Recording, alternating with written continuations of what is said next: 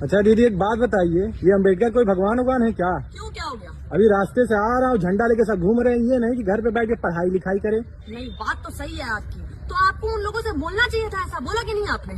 हाँ, नहीं बोला होगा, कोई बात नहीं। मुझे ये बताइए क्या उम्र है आपकी? 21 साल। 21 साल, बहुत बढ़िया बात। कितना पढ़ लिया?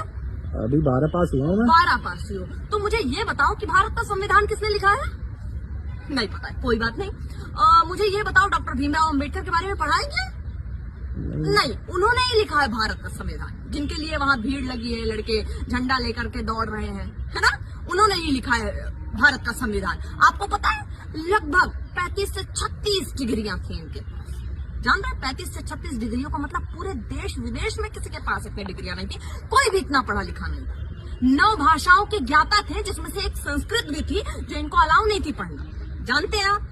नहीं जानते हैं आप? आपने बोला भगवान, जी हाँ, ये भगवान थे, उनके लिए भगवान थे। जो लड़के वहां दौड़ रहे हैं ना, उनके लिए भगवान थे। उनके बाबा दादा के लिए भगवान थे, जिनको अलाउ नहीं था कि कुर्सियों पे साथ में बैठ सकते हो तुम। अगर वो बैठ जाए तो उनको धक्का मार के नीचे उतार दिया जाता था कि वहां बैठो, वो तुम्हारी औकात है।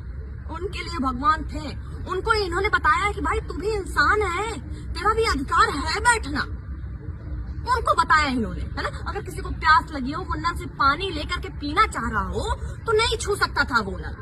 छूत था ना उस वक्त पे, वो नल नहीं छू सकता था। जब तक कोई आकर के उसे पानी नहीं देगा, वो पानी नहीं पी सकता था, चाहे वो प्यास के मारे तड़प तड़प के वहीं खत्म हो जाए। नहीं छू सकता। उनके लिए भगवान है, क्योंकि इन्होंने बताया कि तुम पानी ले सकते हो, तुम्हें प्यास लगी, तुम पानी लो, पियो, तुम्हारा अधिकार है। उन महिलाओं के लिए भगवान थे ये।